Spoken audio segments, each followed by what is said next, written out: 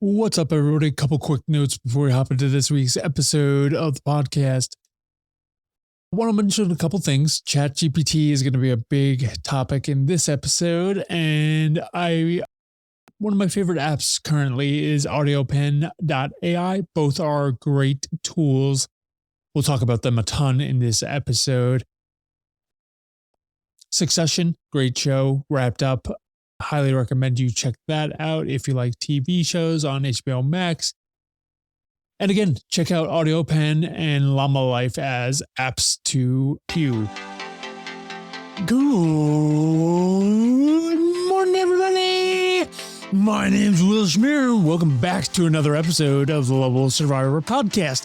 In today's episode, we are going the route of technology, tech, AI, the hottest thing out there. It's a thing everybody on social media will not stop talking about for the last 6 months to a year. I want to talk about ChatGPT and how you can incorporate it into your stroke recovery journey. It is a very hot topic. People love to talk about AI and ChatGPT. There are lots of things to cover with it. First of all, I want to say AI is incredibly powerful. I think it goes without saying. Tons of benefits. I am not talking about it on this podcast because it is popular. I think we all know how I feel about that. Yeah, no, I'm talking about it because I feel like it is a technology that absolutely can be leveraged for good. For stroke survivors, a lot of good use cases, a lot of very simple ways to start, a lot of I just want to kind of break it down. I do have a background in tech and working in the web prior to and after my stroke. And, I am a millennial, no doubt about it. I've been around since the early AOL, Netscape. Gosh, what were some of the other ones? There were some awful ones way back in the day. So, I basically grew up with the internet. I think it's been around my life for a long time. I had to deal with the terrible days of dial-up. I am now 40 years old, and the internet has really been around for regular consumers, especially in the households, since the mid-90s for sure. Dial-up is a pain, but yeah. So it's not new to me, but I think it may be new to a lot of people, especially outside the Twitter world or LinkedIn. If you're not on social media a ton, there's a good chat. I'm not sure, but most listeners come through some channel of social. Yeah, so I'm sure they're talking about it whether you're on Facebook, whether you're on Pinterest. They're talking about it everywhere. And I really do think, like I said, it is a great technology that can be taken advantage of for many use cases. In particular, stroke survivors, caregivers, family members, people who are looking for help themselves, who are looking to help a family member, a stroke survivor, a brain injury survivor. Lots of cool utilization things I think we haven't discussed that on this podcast, things that we can talk about today. And honestly, I think the sky is really the limit. I think it goes without saying, anybody who's been around somebody who's had a stroke, gone through therapy, lots of great therapists, physical therapists, occupational therapists, speech therapists, physiotherapy, tons and tons of therapists, tons and tons of programs. Sometimes it seems like there's a shortage, but really there's a lot of resources. It's more collecting those resources, utilizing them to the best of your advantage. Stroke, I think, is an interesting thing because, sometimes a particular survivor may just have a rough day. So scheduled therapy may not work out. AI is this is just a very small example, but AI can kind of step in and help a little bit in some areas, and we'll go through them. They can help with physical, occupational, speech therapy things, tons of benefits to regular everyday life. I think that's where, some of the magic gets unlocked, and filling in those gaps when individuals don't have direct access to a therapist that particular day or a routine. And I just think there's a lot of good use cases.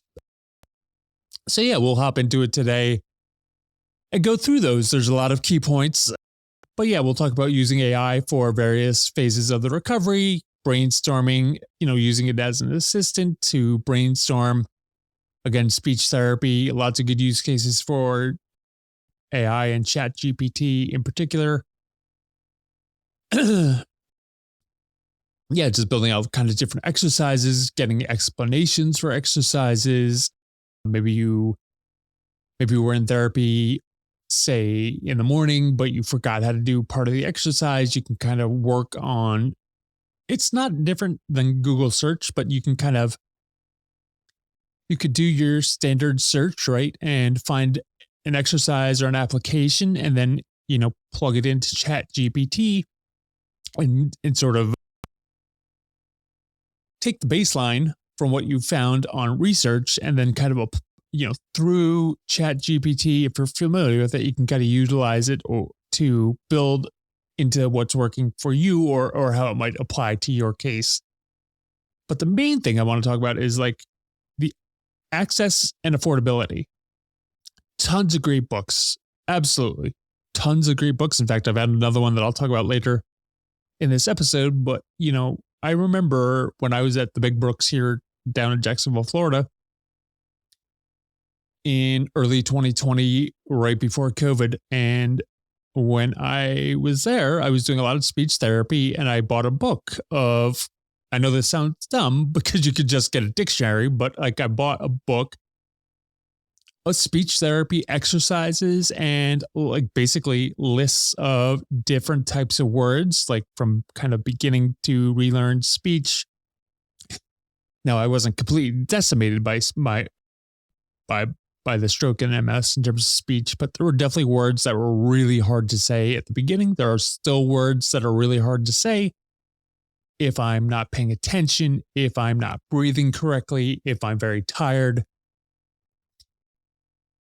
So the level of difficulty, it's nice to have a book, especially back in 2020 where there was no access to ChatGPT yet. And, it was fine. It cost, I think, $40, nothing terrible, but these costs do add up and the expenses kind of add up. And I think something like ChatGPT, there's a free option if you're just getting started. If you're like me and you want answers right away and you don't want to wait in line, so to speak, I pay the $20 a month because I really utilize ChatGPT to help in a variety of tasks, whether it's brainstorming or ideation for this podcast or other things that I'm building and doing. Honestly, sometimes I just use it as a note taker because I could talk into the microphone and that's a lot faster than using it for, talk to type is all right. I just find ChatGPT, I can mess up a little bit or I could be a little off and it'll still pick up what I'm putting down. And that goes into the tool kind of I talked about last week in the fun things section of the podcast, which was Audiopen.ai. I don't have an affiliate link yet, but, just go there, check it out. It's a really cool product in the AI space. It's probably the first that I've seen, where you can talk into the mic for 10 or 15 minutes and it'll basically do a sort of note-taking summary for you where you can just ramble thoughts for 15 minutes. And it condenses those into a nice note, depending on which settings you set, puts it in a nice format. And the cool thing about it is you have the original right next to that. So if you don't like the transcription and the notes, you can kind of refer back to the original. So I think that's a really cool technology. Obviously, that's going to be better for individuals that are, maybe not suffering from aphasia in terms of speech. you know, but I think as we've talked about ad nauseum on this podcast, every stroke is different. And I think, some people can type, some people can speak, some people lose the ability to speak for a while, some long term, some short term. But I think that, I still go to outpatient. So I don't know if people are talking about this in the inpatient space, but my guess is they are not, because a lot of times, and rightly so, people are an inpatient, or you're really trying to get stable after stroke or brain injury, for whatever reason you find yourself in inpatient rehab. And again, that could be any kind of brain injury. It doesn't have to be specifically stroke. I mean, I went there for stroke the first time, I went for MS the second time. But they really are trying to get you situated with the basics so that you can kind of, once you're out back home with family, with loved ones, that you're able to live safely. You're not going to be able to live the way you were probably prior to going in, but it's safe enough to get on the path. So AI and ChatGPT, they're kind of interchangeable. And the reason, again, I recommend ChatGPT is the price is affordable at $20 a month. I mean, that's half a copay for one physical therapy session, depending on your insurance. If I think about all the money that I personally spent on different tools and things throughout the years since my stroke, $20 a month, it would be a really, I don't think you can get, I'm not sure what you can get for stroke recovery and in terms of technology for $20 that is as powerful. If I'm being honest, there's lots of great tools. There's lots of great medical devices. A lot of them are overpriced, especially when you start buying them for the home. My copay for physical therapy is a little higher than it used to be. And I pay a lot of money out of pocket every month for health insurance for my family. So $20 a month is really a drop of the hat in the grand scheme of things. And honestly, like I said, there are so many great use cases, I think, for stroke survivors. So if you haven't checked it out, I do highly recommend it. It is obviously the main topic in this episode of the podcast, but kind of, trying to simplify things. And this may be a 2-part episode, but I do want to touch on some of the broader, and then we can go a little deeper in the next episode. But I think, like I said, it is great in terms of physical therapy or physiotherapy, depending on where you live and what terminology you like. But I think, when you learn this, you can just ask ChatGPT, start simple. Can I get a couple of, could you please provide me with a list of physical therapy exercises for a stroke survivor, focusing on the right shoulder, for as an example. Maybe you have, I forget what that's called. You all know it. It's the shoulder. Sometimes, yeah. So every stroke is different, of course, right? We know that. Left side, right side, depends on what side you're affected. Some people upper body, some people lower body, some people the entire right side, the entire left side. Yeah, the shoulder thing that I always forget I should have looked up before I recorded this episode. Yeah, but shoulder strengthening exercise. And of course, all this to say, now you may or may not have heard this, but ChatGPT is not 100% accurate. It is not necessarily also up to date with the latest. I think the newest version is a little newer in the research that it has. But sometimes things are out of date. Sometimes things are not as current as they could be. So when you're doing these things, you want to exercise good judgment. If something feels off, or you feel like it's giving you an answer that you shouldn't do, or one of the exercises seems a little weird to you, kind of cross check it. Look on YouTube, ask your physical therapy team if you're in touch with them currently. Run it by people that you trust in your life. Yeah, it's really just a good way to put together some exercises on your own. If there's things you've forgotten, if there are, maybe you already have books and you're looking for newer exercises, or you're looking to tweak something specific, I think that's really where AI and ChatGPT in general play a good role. I think it's using it as an assistive device, just like any other assistive device when you're getting back on track and you're going through physical therapy or occupational therapy. Sounds corny, but for those who are familiar with really some of those occupational therapy things, like getting dressed, right? Initially, depending on your deficits and limitations, you might have tools to help you pull up your shorts or pull up your pants or pull a top over, help you in the shower. I feel like this is just another tool. God, I hate to say it, but another tool in the toolbox. It's a really good, useful tool. Again, I don't think you can beat it for $20. I mean, even one of those grabby things that sometimes you need after a stroke, it may be hard to bend over. It may be hard to reach for certain things. You can't get up on your tippy toes the way you used to. So you have one of those like grabby thingies, right? That's probably $20. I mean, I think ChatGPT is worth $20 for a month to help as a physical therapy assistant. So not only can it tailor exercises, but you can begin using it to keep track of your progress.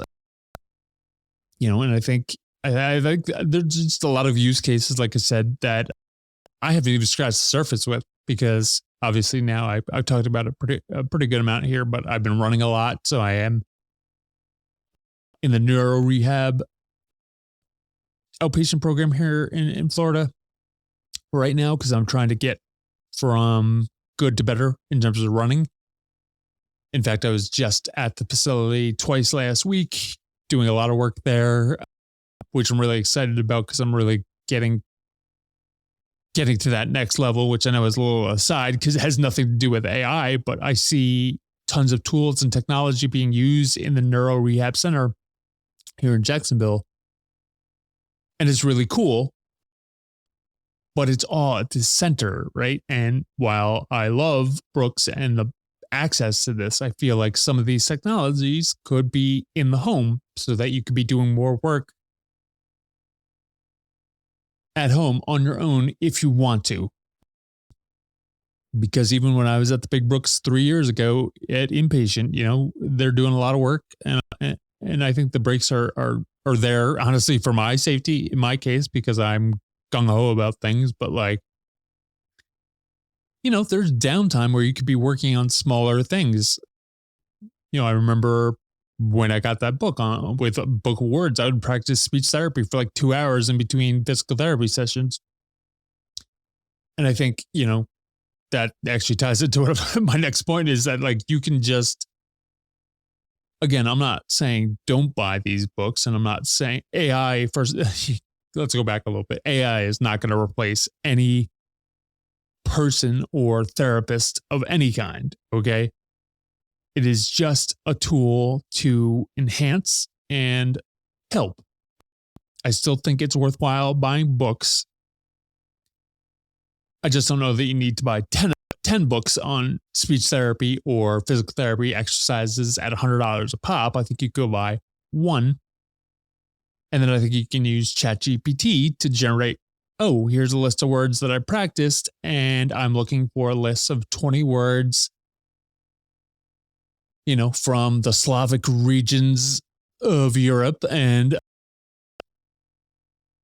yeah, I don't know, whatever types of words you're looking for, right? And it, honestly, even if you're having difficulty as a stroke survivor with speech, you can get a family member, caregiver to kind of generate this list with you. So I think there's lots of use cases there.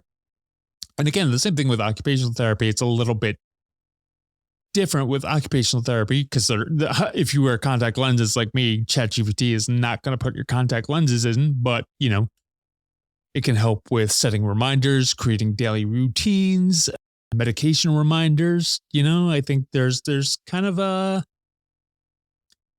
those tools for independence is really where occupational therapy comes in. So I think it is, that's where you start to get into the assistant type role with ChatGPT. And again, this takes some practice and play, figuring out how to best utilize it. I honestly, I've been kind of using it off and on for about 6 months now. And I think I honestly am just starting to unlock the power of it, but it's great because it's like, okay, let's brainstorm this thing. We go through 10 things. It gives me 10 things. I like 3, right? I tell it the 3 that I like and let's keep going. Let's keep working this out. I was just doing that with some naming things in particular, like a new project I'm working on that I'm going to release soon is a free email course, which I honestly would have thought was insane. I felt a certain way about email for a very long time. And I've changed my mind because a lot of people on Twitter in particular and other social media channels have been really pretty interested in learning how to breathe better. And so I'm working on a program called Breathe Better, Feel Better, unlocking the power of nasal breathing. And I think that is I've been utilizing ChatGPT to help me work out the program because I can do it on my own, but it's helping me break down the daily emails and how I want to build them and what are the sort of things that I need to fill in and get some more research on. What are the exercises that I like for each day of the email course? And I think it's going to be, I'm pretty excited about it. And I think we'll be releasing it here definitely in June for sure. And yeah, I'm going to talk about it a little more on social channels in the upcoming weeks. Just got a little family stuff planned in the early part of June. So we're probably talking about middle to late June. And yeah, definitely inspired by some friends who have done good things with email. And I think I am very much changing my tune on that. But yeah, so that's a cool use case that I wouldn't have thought of before for ChatGPT, and, kind of take that story and apply it to how you might use it in your daily life. As a survivor, we know things are a little different than they used to be. There are more difficult, more challenging things, take more time. So this is a really good tool to lessen. I wouldn't call it burden, but we all have a feeling, right? That feeling of like, oh, I want to do this thing, but it takes 10 times longer than it used to. And I think this is just a cool tool to sort of bridge that gap for survivors, especially high achieving survivors that used to be able to go 1,000,000 miles an hour and no longer can. And that's okay. There's nothing wrong with it, but it doesn't mean it's less annoying. Anyways, when we talk about AI and kind of expanding that role in stroke recovery, I think, you start to kind of look into this and it's like, okay, yeah, like look at what are some ways AI could be used to maybe help prevent more strokes or alert people. And I thought about a lot this week as I was running through the neighborhood as I usually do, but I think you've probably heard me say it before and probably caught on to this, but this is the end of May 2023. And so May is Stroke Awareness Month, and it's been bugging the hell out of me this year for some reason more than usual. It still really bothers me that, I understand that people brushed off the fact that I was maybe having a stroke back in 2019 at the age of 37, but I was also in the hospital being monitored for AFib. So, I could have had a heart attack. And it wasn't until later, like I said, that I found out that there are a number of things that, if people are aware that you're having a stroke or you may have had a stroke and it's within the first couple hours, that there are the possibility of lessening the chances of long-term deficits or disability is is available nowadays. And so it bothers me to no end that I was in the hospital, had a stroke, and not only were people not aware, but nothing was done in a timely fashion. It wasn't like I was in the wilderness and I couldn't get to a hospital. I was in a facility. That is, let's be honest, that is exactly what you and I are both thinking. Unfucking believable, right? Like, I try not to blame anybody, but yeah, I mean, at the end of the day, yeah, I mean, I still did things that were my fault. It is something I bear the burden of, but it would have just been nice if there was some piece of technology that would have alerted somebody to do X, Y, or Z, or really like, hey, no, I know this guy is 37, but he just had a stroke, and let's get him in the ER. Let's get him into a procedure where we can prevent any further damage from happening. Because a stroke it could have been life threatening. And frankly, again, I think people often say that I'm doing well. And I think that is certainly true, but it has been a shit ton of work. And I'm not against work. Don't get me wrong. But I mean, there are a lot of things I'd rather be doing with my time on a pretty regular basis than doing thousands of hours of physical therapy or occupational therapy. So I don't mind, but I really, I mean, maybe it's just this month and it's just so in my face this year, stroke awareness month, that I'm feeling a certain way about it this year. And probably this podcast, if I'm being honest, has gotten me fired up. It's gotten me to a spot where I really want to help people. I've been thinking about that too. I think I'm going to start offering up a little bit of stroke coaching. I know that sounds weird, still sounds weird to me, but I feel like there are survivors out there who maybe want to be a part of a community that I'm building, which is awesome. But I think there are individuals who may not want to talk in the context of a community, or they may have individual questions. And I don't want to do full-time coaching, and I don't want to do coaching the way it is traditionally necessarily done, but I want to make it available to other survivors. I think it's a good way for people to ask questions, to gain information. I have collected a ton myself over the last 5 years. I'm happy to give it away for free.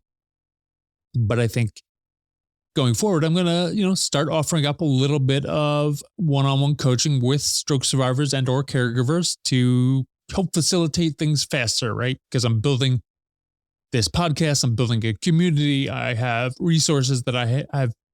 I'm building out the Survivor Science website. I already have the Lovable Survivor website, the podcast, lots of resources.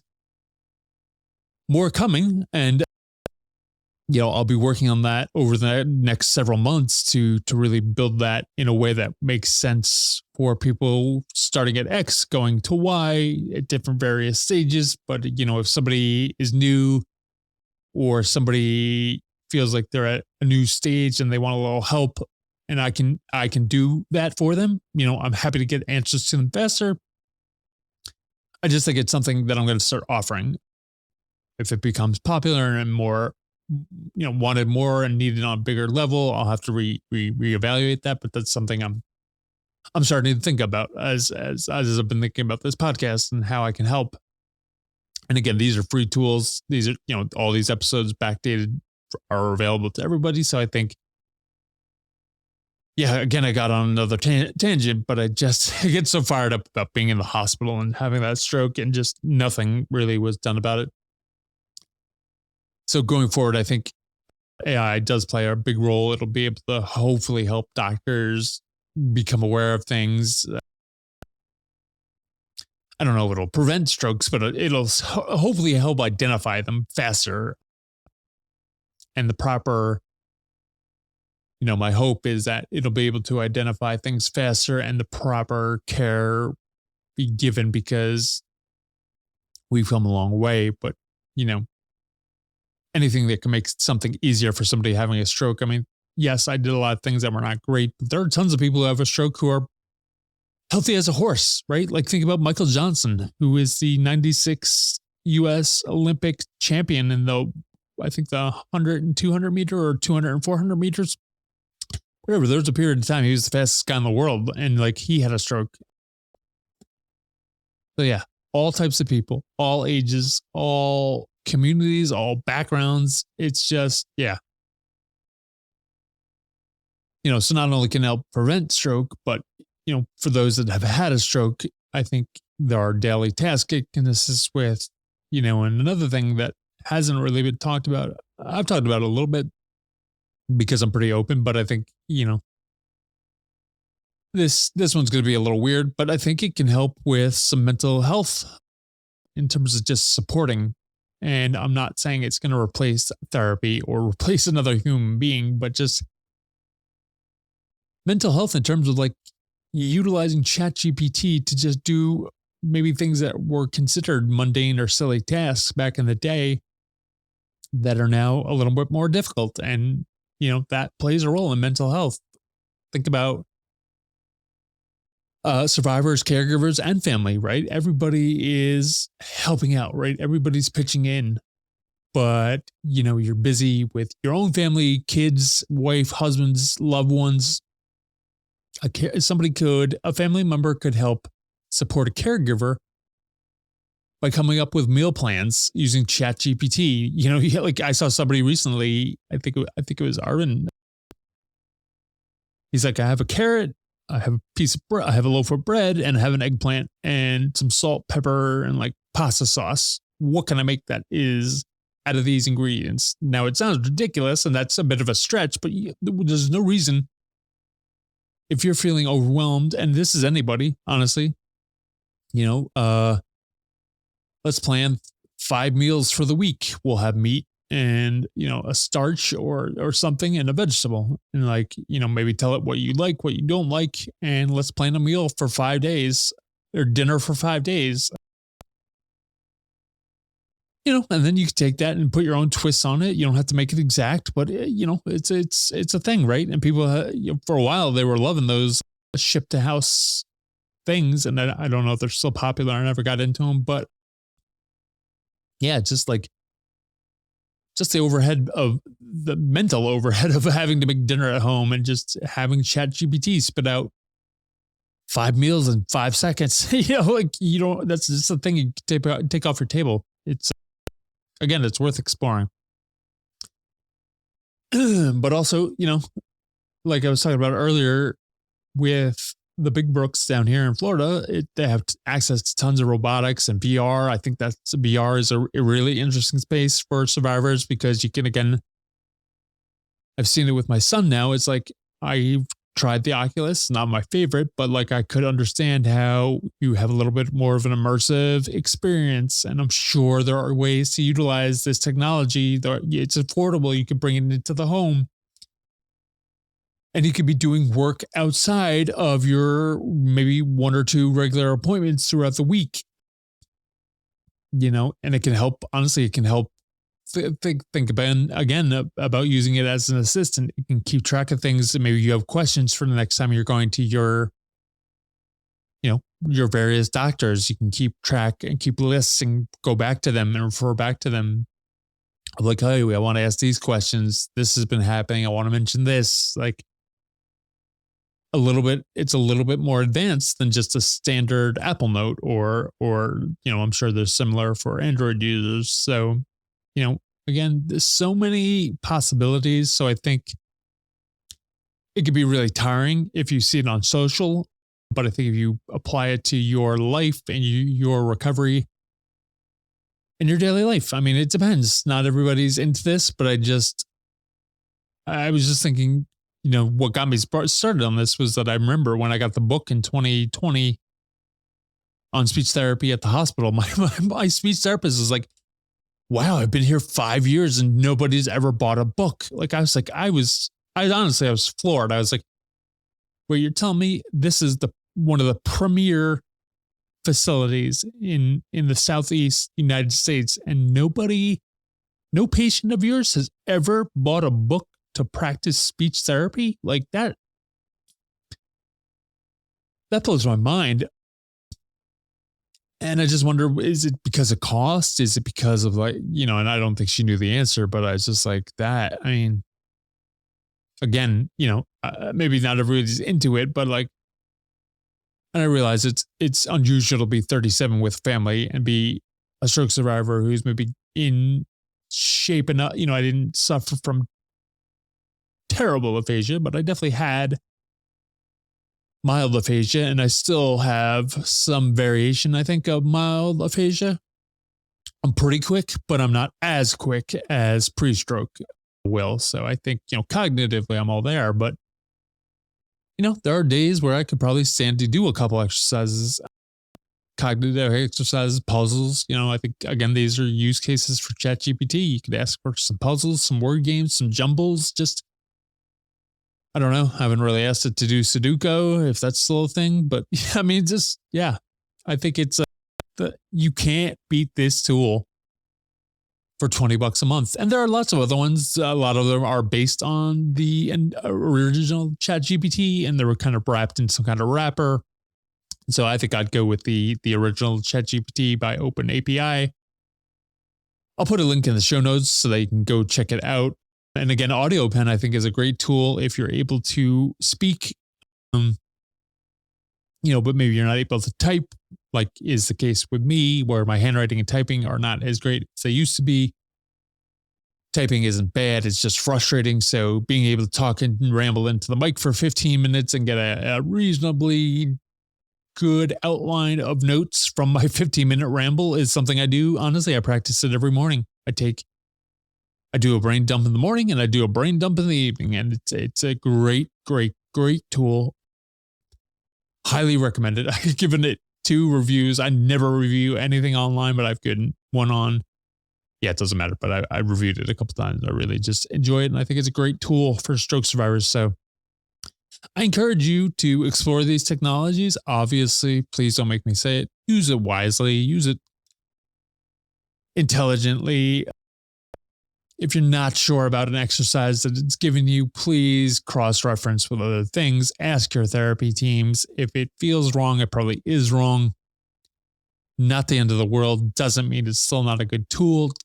Honestly, sometimes it might just like a human being, it might misinterpret the exercise and give you a little bit of a jumbled explanation of how to do that exercise. So always double check that stuff.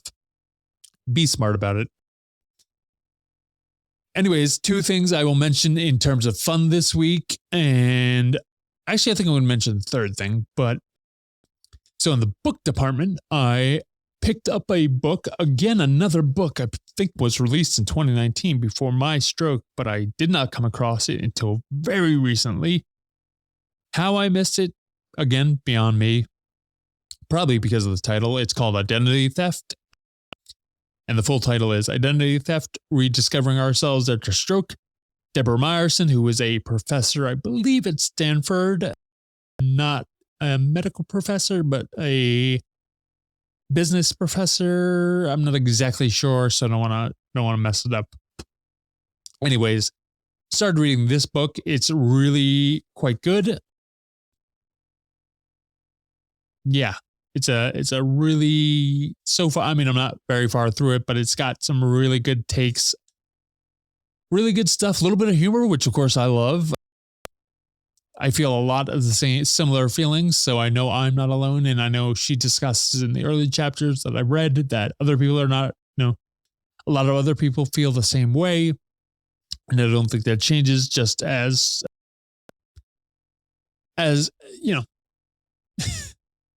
yeah, there's just different points that people are at along the journey, and just it's a really I don't know. I really like it. I don't always like the stroke books, but this one is resonating with me on a personal level. Much like Hope After Stroke, I think is written in a way that jives with me. I've read a lot of books by different people, some better than others. I appreciate the candor. I appreciate a little bit of humor. I appreciate being able to laugh at yourself. And that brings up what I was going to touch on real quick is that obviously I'm not a professional speaker currently, but I feel like I have been working on my self-confidence with speech and through speech therapy, doing podcast episodes, both for my previous show and this show. And I really want to focus on starting to do some speaking engagements. I think I can really help a lot of people. I just got word that I'm actually going to be able to help some fellow stroke survivors, being a mentor, which is cool. That's something I've been looking forward to doing now that COVID is relatively calm. And I just thought about it because I'm in a kind of group of other creators, and I feel like, I once had a big presence on stage. I feel like doing improv comedy played a big role. Obviously, I did a bit of stand-up too in Miami, but improv was my favorite. And I always was a fan of Chris Farley, love comedy, love making people laugh. I used to love as a kid making my mom spit out her water during dinner. Nobody could make my mom laugh except for me. That's not a knock on other people. I don't have a special talent. I think I really worked hard to make my mom laugh when I was a kid. And it's just something I enjoy. I love commanding the stage, hyping people up, trying to be everybody's favorite hype man. And that was true when I was working at web dev. Every year we gave talks at our annual team kind of meeting convention, if you will, where we all met together in person. And I did a couple of lightning talks year after year. And every year people seem to really enjoy my talk because I'd get up there and basically be an idiot, but not really be an idiot. I really love marrying the idea of being able to help educate people and have a good time, because I know a lot of people love learning. I believe a lot of people love helping other people by teaching what they know and teaching it to the people behind them, maybe in their journeys. Just like this podcast. And this podcast is rightly so named Lovable Survivor because I get a bad rap sometimes. People think I don't like them, and that is sometimes true. But I love people. I love the human connection. I love making people laugh. I love making people smile. I'm a big guy. I know I have certain privileges and been given certain advantages in life, but I've also made a lot of mistakes and, for lack of a better word, effed up at times. But yeah, I think improv is something that people should definitely get into, especially if you're into speaking or want to get into speaking or want to get into doing things on camera. And I think I'm going to get back into it myself this summer because, I have definitely taken a dip since my stroke. And I think it's something I want to get back into and building my self-confidence as a speaker on stage and building that presence again and just even on video. So something to look into. And the last thing I'll mention before we wrap this up is Succession. If you have not watched, it is a fantastic show. Season 4 just ended. The show is ended. It has come to an end. Ted Lasso comes to an end this week. So a little bit of a downturn for TV, but some good stuff. Anyways, I hope you'll look into AI. I think there's lots of good use cases. I really hope that you've explored these technologies. If you had a good experience, if you have suggestions, reach out for sure to the show, podcast@lovablesurvivor.com. If you want to email, you can definitely go to the website and connect with the show over there. Hit me up on Twitter. And